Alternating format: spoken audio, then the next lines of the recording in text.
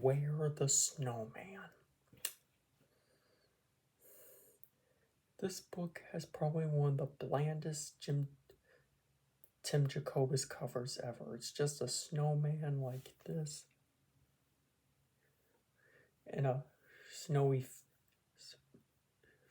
like background and next to an empty blue space with a mailbox on the front. Yeah.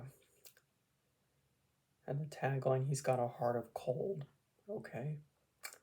So what's the plot? So basically, you have this girl named Jacqueline, and she's moved with her Aunt Greta from Chicago to this town in the Arctic Circle called Sherpia. And we learn right away that her mother died when she was very young, and her father left before she was even born. Yeah. And yeah. Like, she notices right away, Jacqueline, that every house on their block has like a snowman up on front. Um, yep, and she meets these two kids, a brother and sister, and she eventually meets like this man who lives up on the mountain named Conrad. Yep. So she later finds out that an evil that a snowman monster lives on the mountain. The snowman monster was created by two sorcerers. Yep.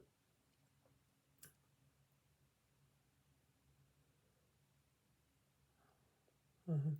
And Jacqueline, like there's this poem Jacqueline remembers that her mother used to tell her called Beware the Snowman. And it's an eerie poem, let's just say. And Jacqueline, of course, tries to find out, like, it's clear that Aunt Greta is hiding something from her. Like, she never told Jacqueline why they moved from Chicago to Sherpia. Yep, and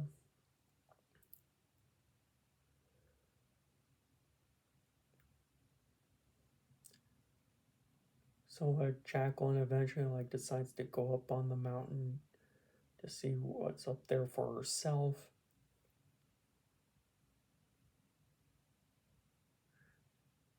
Yep, and let's just say she finds a snowman. And there was a Star Wars reference, let's just say, in there. Yep. And then Conrad shows up. Yep.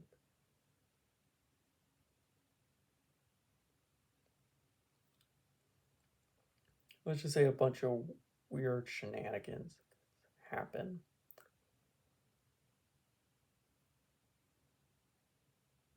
But then we get the twist ending as she meets the snowman monster. And that's essentially Beware the Snowman. So the positives. Well, I don't really. There's a couple positives. Like, Jacqueline, like, you sympathize with Jacqueline. She has some decent monologue, I'll say. Yep. And you really want her to find out the mystery of the town of Sherpia and find more about her backstory. Like, she has one of the most depressing backstories I've ever seen for a Goosebumps protagonist. Yep, and she like has like this uh, she's like trying to solve the mystery of what's going on. Yep, and why does every house have this snowman on their lawn with a scar on its cheek? Yep, and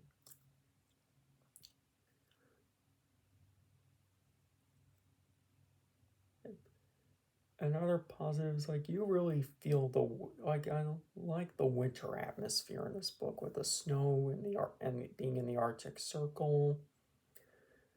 Let's just say you feel the cold in this book.